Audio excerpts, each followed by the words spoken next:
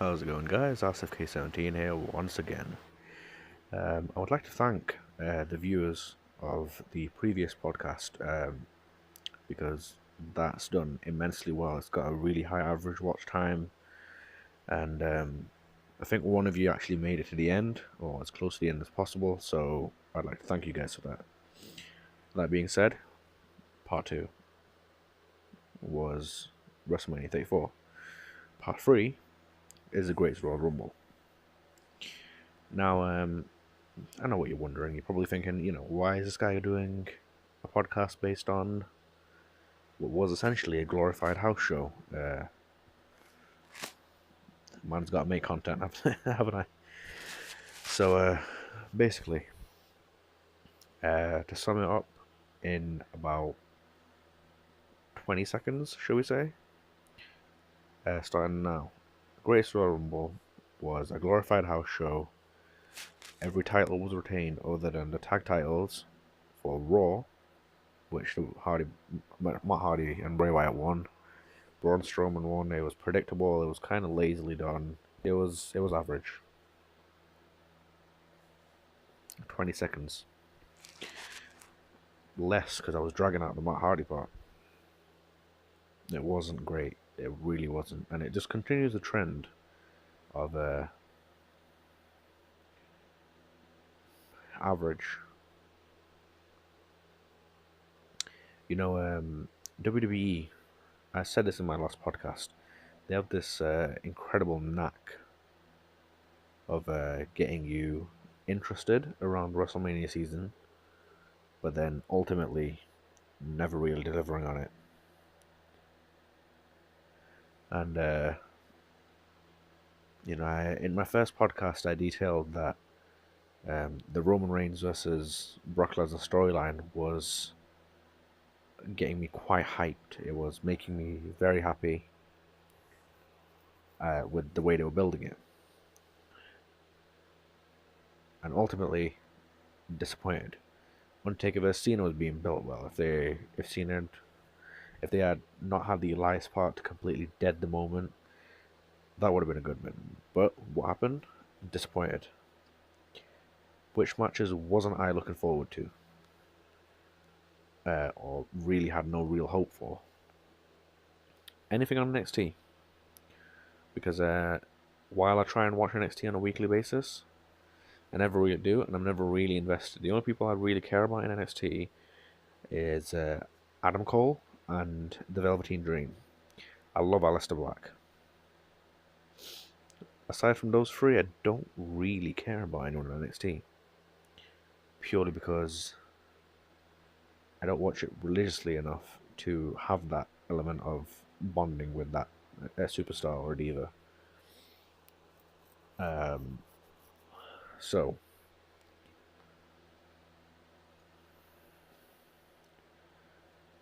if I'm going to break this down match by match. So John Cena versus Triple H. It did exactly what it should have done. Nothing special, but nothing bad. It was completely and utterly average, and it was good.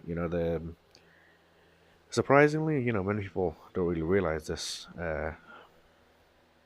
John Cena and Triple H haven't actually faced off all that much against each other, which is weird considering their stances with the company, how long they've been there, how many programs they've actually worked together, just never as a one-on-one. So it was a fun dynamic. It was the sort of star power needed to, get a crowd of, let's be fully fair here. They're a fairly mark full crowd, and what I mean by that is they all just sort of go with the WWE flow. They don't look at outside knowledge. They don't, look at what the wrestler's doing. They just sort of follow the dynamics that are shown to us on the screen. And that was fully evident from the first match. John Cena came out, and I've said this before. I'm a big fan of John Cena as a person and as a superstar. and to hear him get that reaction, that sort of that pop, it was a unanimous pop. Everyone was happy to see John Cena, and he's not had that for so long. On a live show, I think we're detailing this right back to Royal Rumble 2008, and that was just sort of, oh my god, Cena's here. This was a completely positive reaction. Obviously, midway through the match, you had some people just sort of start the good old John Cena, Cena sucks chants, but to hear that for John Cena really, really made me happy. And Triple H as well. He played the heel quite well. I mean, he had to really, like I said, they had to go towards the dynamics that was set and that the crowd would understand. Because they're non-English speakers, first of all, most of them aren't, confident English speakers. So you just have to pander to them through motions and actions, really. So, like I said, it was a safe match. It didn't do anything too crazy, but it was pretty good, Like a lot of people complain about the speed of the match, but you gotta factor in, Cena's nearly 40, and he's not really competing in the ring all that much lately. And Triple H is working less matches than Brock Lesnar. It's not anything bad against Triple H, because he's not a full-time wrestling talent anymore. He's one thing that actually did make me quite happy. Later on in the program, they had Triple H's actual corporate title, which was actually detailed in the executive vice president of talent relations, rather than the good old shtick of COO. So obviously, because he's taken that role, and he's pretty much, a corporate man now. It was nice to see this still capable of developing a dynamic and delivering a match within a really short time frame, really. Both men had lost at Mania, obviously, so it's kind of hard to predict who'd win, but I knew from the start that it was going to be a face-heavy night, so it probably wasn't going to go back from that, really. After that, Cedric Alexander vs. Kalisto. Again, this is a very good match from a wrestling standpoint. It's not a Kalisto match if he doesn't botch at least once. So, yeah, the less I say about this, the better, really. It was an okay match. I don't want to overlook into it. Cedric Alexander's going to hold the title for a while. I think he does deserve it to a point. While obviously some of his character work in WWE so far hasn't been too great, shall we say, he's still one of their best talents, and he continues to prove that he's delivering match upon match of quality now, which is good. The next one, again, like I said, it's just going to be face heavy night. Sorry, just a bit tired there. Wyatt and Hardy obviously won. They did spoil this match in advance. They had a couple of matches on the card, which was SmackDown versus Raw, and especially considering they were tag team and just title matches in general, it was fairly obvious which way it was going to go. But yeah, Bray Wyatt and Matt Hardy won, and let's be fully fair here, I'm quite excited to see where that goes as a dynamic. Because the craziness of Wyatt and the craziness of Hardy, while it didn't really work too well in the first couple of months of their program together, lately it's been great, especially after that Ultimate Deletion. Oh my god, that was every shade of delightful craziness. Right, next match is, after my podcast about WrestleMania 34, I was so happy that Jinder Mahal lost the title that you don't even understand. Am I still annoyed that he's at the spot that he's on? Yeah. Does he deserve it? No. I say he doesn't deserve it. Let's be fully fair here. He's probably done a lot of hard work to get to this point. But And just for the sake of not being sued for defamation of character, it's highly alleged, and it hasn't yet been denounced that Mahal's on steroids. You know, the backlash, the fact that some of his muscles are starting to sag a bit, aka the pecs, quite evident these days. I mean, there's no secret that Vince is a sucker for the old school, you know, big man, solid body, larger than life characters. So that's one reason why Jinder's getting the push. The second was, again, I detailed this in my last podcast. They're trying to push into the Indian market. It didn't work. They're still going for that. For what reason, God knows. But they're going for it.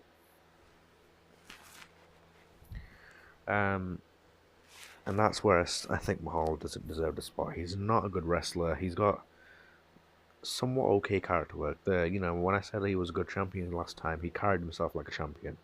You know, he was dressing in fine suits. He was doing weaselly little things. He was doing everything he could to keep hold of his title. But his wrestling ability is, I mean, he makes Eva Marie look like a god sometimes. But there was one moment in this match where, Jesus Christ, there was, I don't know if it was a lack of communication. Corey Graves pulled some, absolute wizardry to try and save the moment on commentary, but, there was, Jeff Hardy tried to do a whisper in the wind and landed on his ass. Jinder slowly got up as soon as Jeff Hardy landed and then dropped to the ground and took the pin. Well then, if you can't even get simple communication right as a wrestler, then, I mean, realistically, how can you expect anyone to take you seriously? But I'm glad that Jeff's champion. I'm glad that he's on SmackDown, because that opens up a world of possibilities, away from people saying, "Oh, we should be with Matt Hardy, and Randy Orton right now is the main program. I could see Samoa Joe being inserted into that. Shelton Benjamin's there as well. That's making for a good sort of thing. The Miz.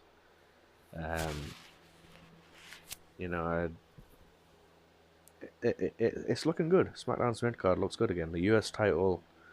Hopefully, Jeff Hardy brings some legitimacy back to that title, because it's sorely needed it.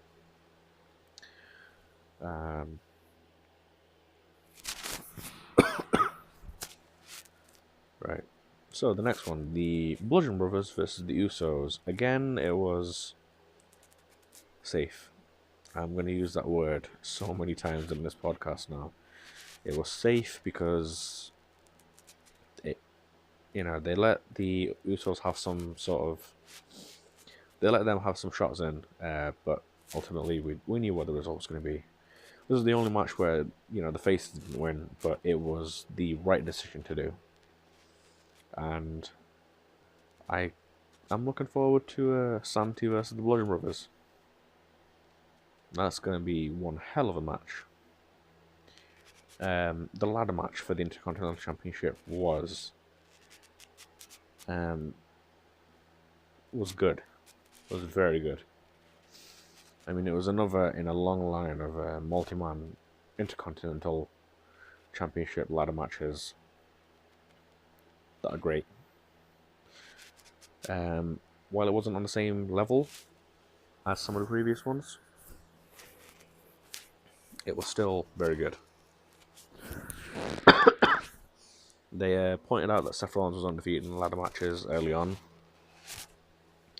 And again, it was one of those cases where they say something at the start and immediately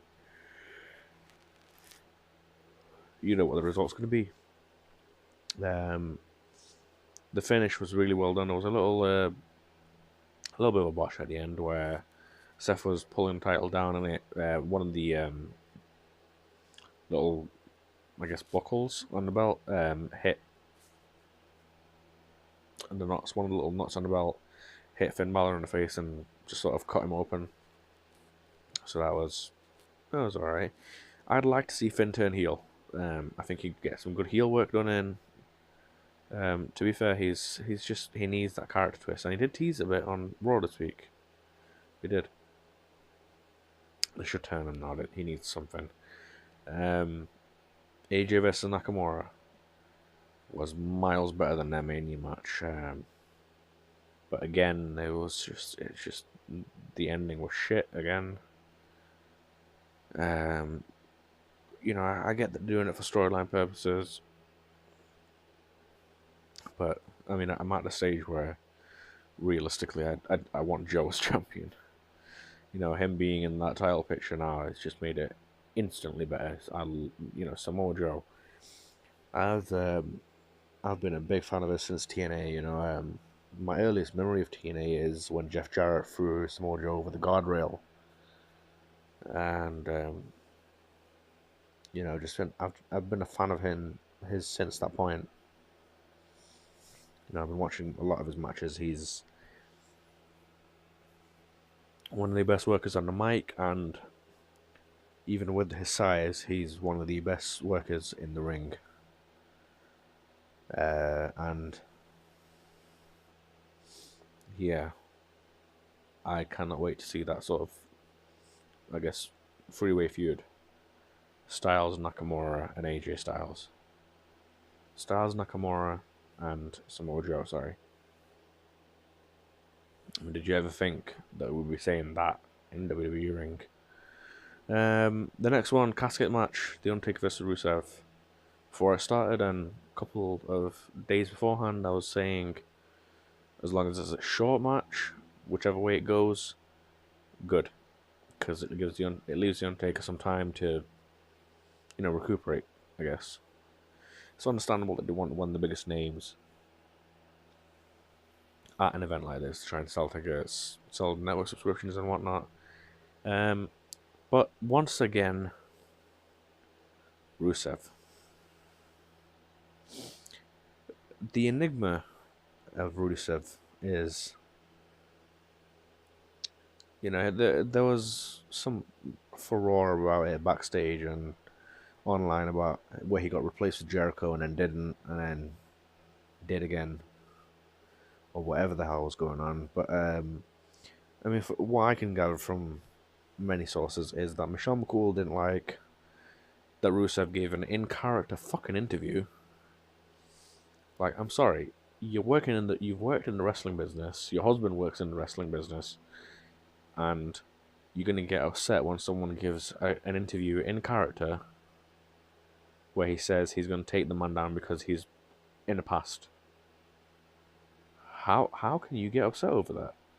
And then to get upset enough to go, you know, I don't want him to face my husband at WrestleMania. That's backstage politics. That's childish as fuck, really. Like, I'm trying to tone down front here because I feel like I sound completely unnatural when I use it, but it's just not on. You know, Lana was understandably pissed off, and they threw her on the bus for it. They tried to pin it on her, following Lana's approval, like she was the one holding him back. No. The wrong wife in this situation. But eventually, Undertaker comes out and he says, you know, I'm fine with it. I'll face him. And then that's that. So I don't know what the furore was about, but God's sakes, man. But yeah, I mean, we knew who was going to win from the get-go. It would have been nice to see Rusev, but, you know, we knew it was going to happen. But where did they go with the Rusev Day? They've been pushing this gimmick on us, and now they're not going to give us any sort of reward for it. Which is perfect WWE, really. Is let someone get over just to smack them back down again. To be fair, I'd like to see him take himself to industry, another promotion, because he'd thrive. He really would. You know, he'd get pushed like an absolute superstar because he's good in the ring. He's good on as a character, and you know, WWE just treats him like absolute, you know, shit. Roman Reigns versus Lesnar again. A match that I thought was okay. It was better than the one at Mania because you know me putting my foot onto my bed is going to be better than that match at this stage. But again, the ending seriously, got my nerves. Michael Cole said it at the absolute beginning of the match. If you're going to escape the cage, whoever's feet hit the floor first is the winner. The referees, through a replay and through the multiple referees at ringside, saw that Roman Reigns' feet hit the floor first, but Brock Lesnar won because his back hit the floor first. What? It was evidently a botched finish. It was evidently really, really stupidly done.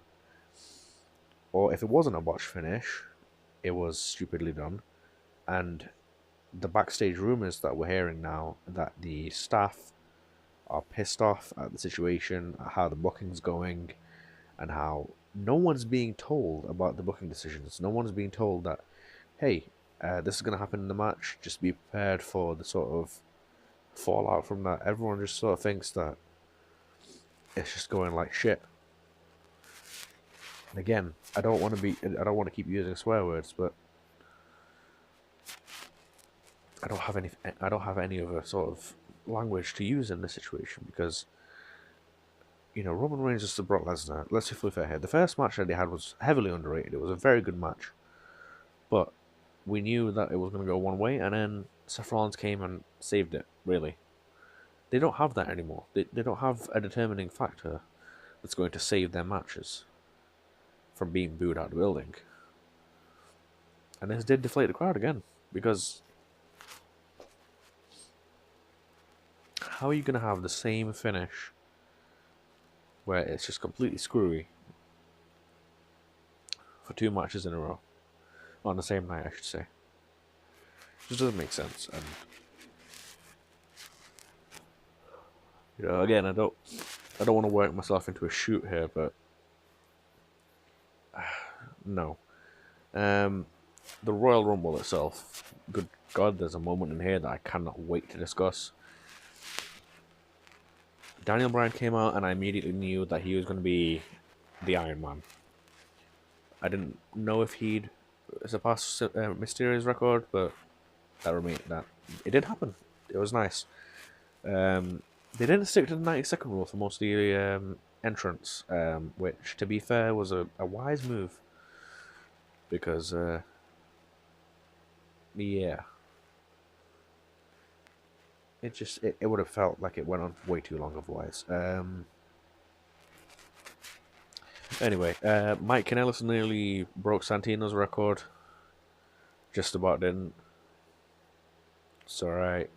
Some sumo wrestler came in. No one knew really what he was doing there.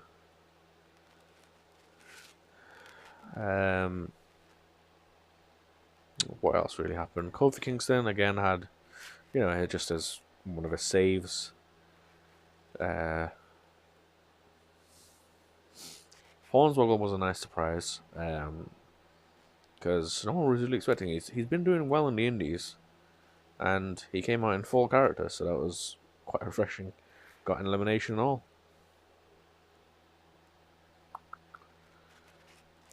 I'm trying to think now what other stuff was there. Elias had a big moment where he came in and he eliminated 3 people after doing a song. I love Elias. Made that clear. The little Daniel Bryan versus Kurt Angle altercation was nice. And Mysterio came in at, I think it was either 27 or 28. And, you know, he did his thing. He was good.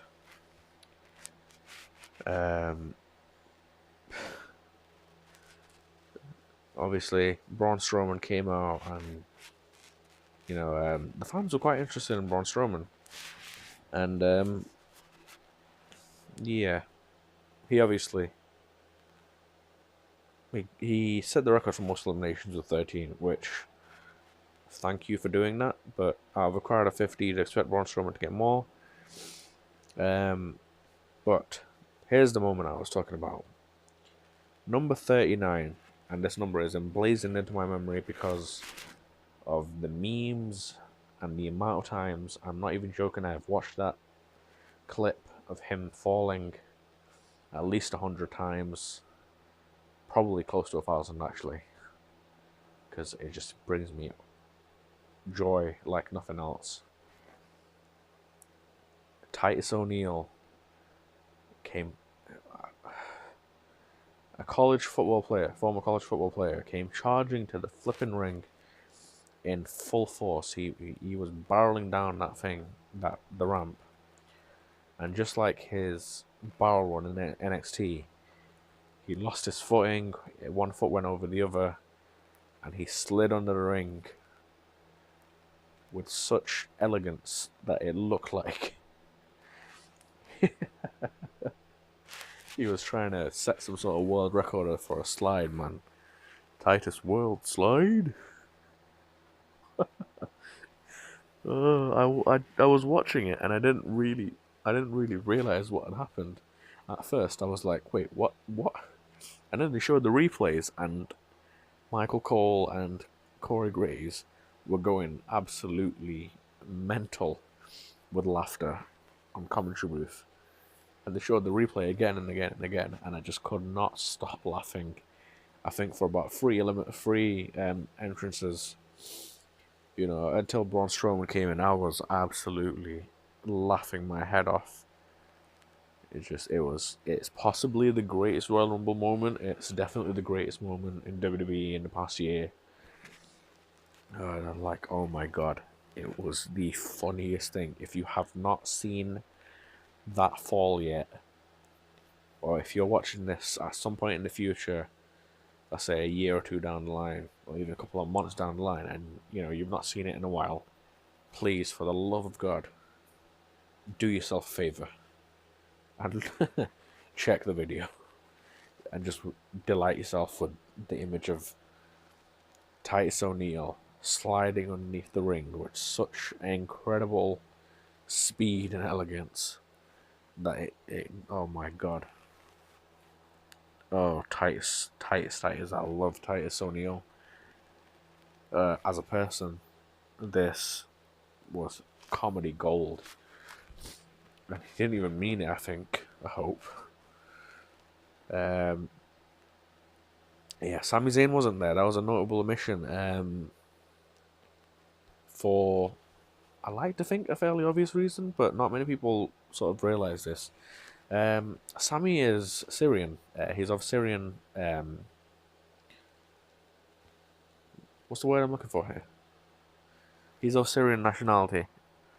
I was thinking nativity for some reason, and because of that, he couldn't fly to Saudi Arabia because of the tensions between the country, which is a fair enough reason. I mean, the event has drawn a lot of controversy for not allowing female superstars and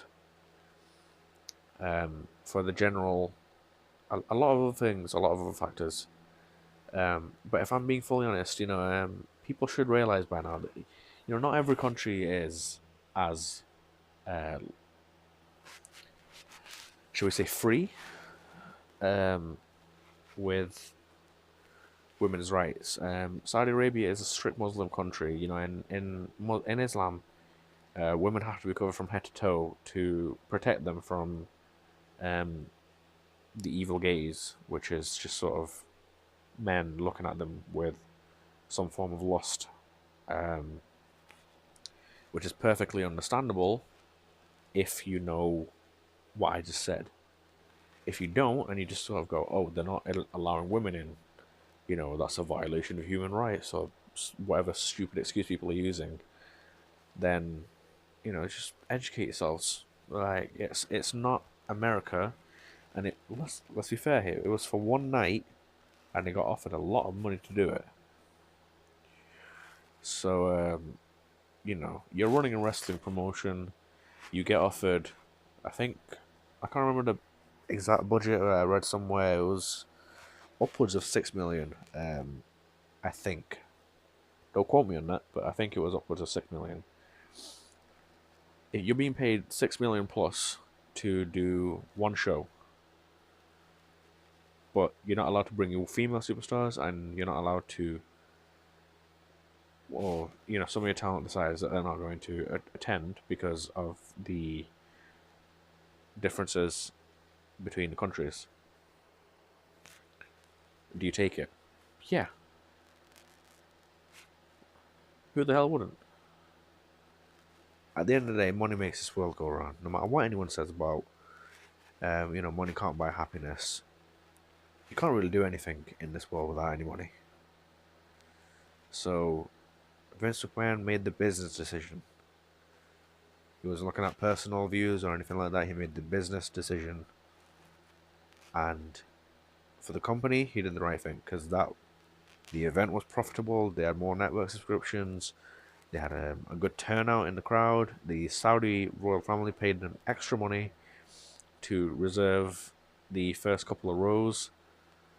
They didn't even watch the flipping event, so that's just them flexing, I guess, is what the word the kids are using these days. And yeah, it was a smart business decision. There was one moment in the show where I was watching and I was like, Vince, are you trying to start a war here? And, I don't know if you've realised this by now, but the Divaris versus the trainees. One of the trainees, credit to this guy, Mansoor, the guy with the long hair, he actually leapt to Arya's defense and said the man was, I know why people can't be adults and realize that the man was playing a character. Like, Daivari is Iranian, and obviously the Iranian and Saudi conflicts are well documented. So to have him come out with an Iraqi flag and run down the country, Vince, did you really not expect that he'd get death threats?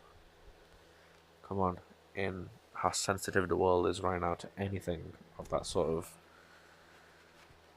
magnitude, I guess.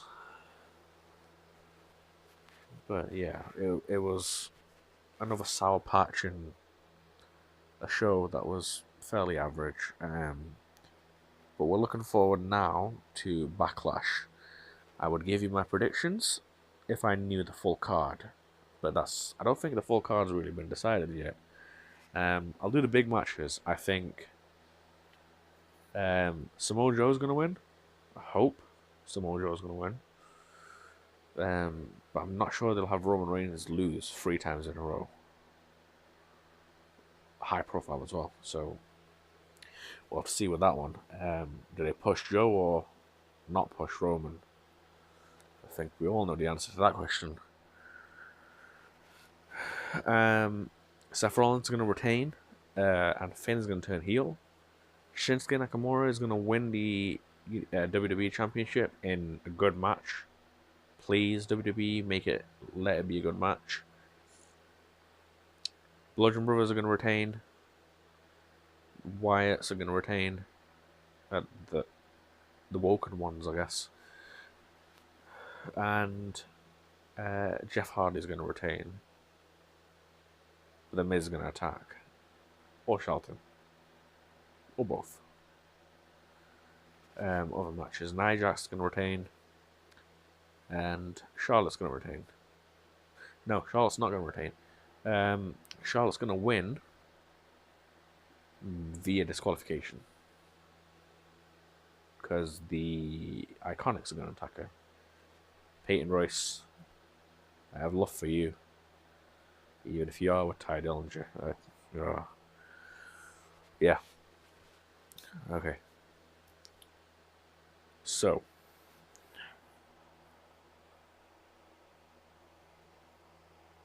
What more is there to discuss?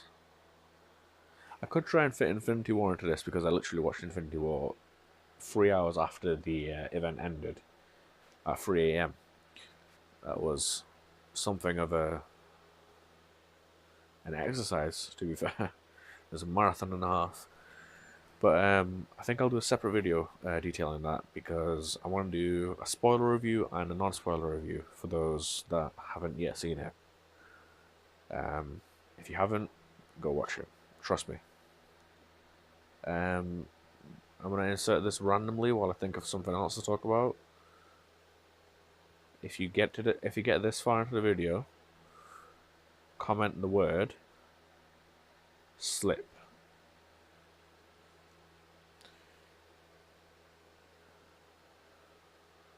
Now, actually, here's a good topic. Brock Lesnar. Now, we don't know what his contract's detailing, if it's sort of a pay-per-appearance thing, like some sources have suggested, or whether it's a full-on contract where he gets dates written in and whatnot. But that's not the issue here. The issue is WWE have fed everyone to Brock Lesnar, like without exception. And no one's been allowed to make him look weak. Roman Reigns ate 5 F5s, which is 4 more than Braun Strowman, who has beat Roman Reigns, and Samoa Joe, who has beat Roman Reigns. There isn't really anyone that's looking likely to dethrone Brock Lesnar. And I don't think they're going to do Bobby Lashley versus Brock Lesnar. I wish they would, but I don't think they will. For what reason, I don't know, but it's one of those things where you just sort of think it through in your head and you realise, yeah, they probably won't, to be fair. I mean, they could have Braun Strowman. I would love Braun Strowman to just kill Brock Lesnar. You know, if, King, Ross Twiddell has had this delightful moment in the Cultaholic reactions, live reactions to WrestleMania, where Ronda Rousey tagged herself in and went for Stephanie McMahon, and he just literally screams the word "kill, kill, kill" repeatedly while Ronda's wailing on Stephanie.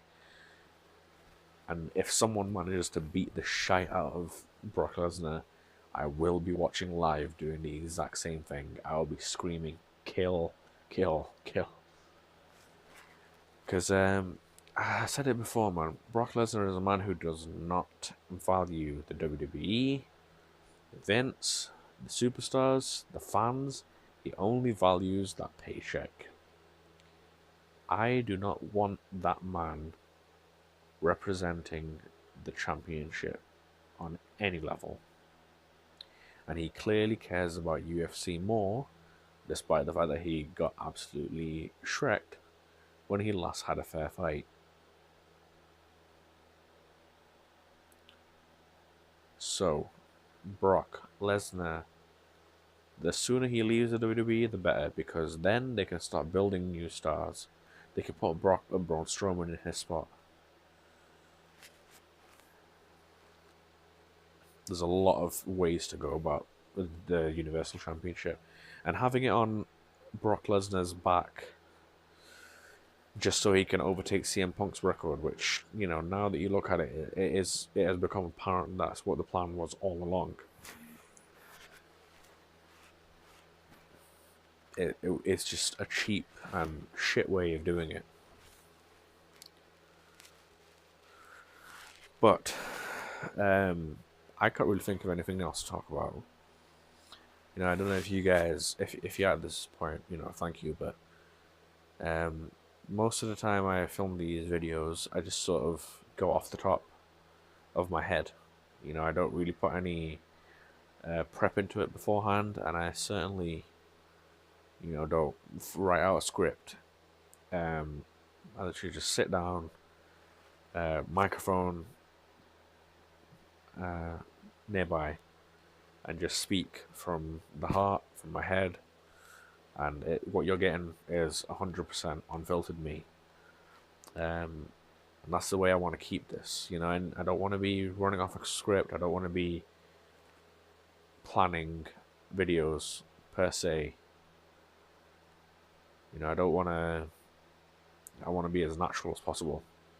That's why I'm doing podcasts, because I like speaking about my opinions. I like getting my opinions out to other people, and you know, especially when it comes to wrestling and comics, I like to think I know more than the average person who consumes those forms of entertainment. So if I can reach out to one person and inform them of something they don't know, or just make them smile while they have my voice on in the background, then it's made my day. And like I said, the views and the watch time that I got on the last podcast absolutely made me the happiest guy I've ever been. And it wasn't even like it was a lot of views or a lot of watch time. It was a lot of watch time, don't get me wrong. It was. It wasn't a lot of views, but you know, to see that slowly but surely I'm building an audience for this makes me quite happy.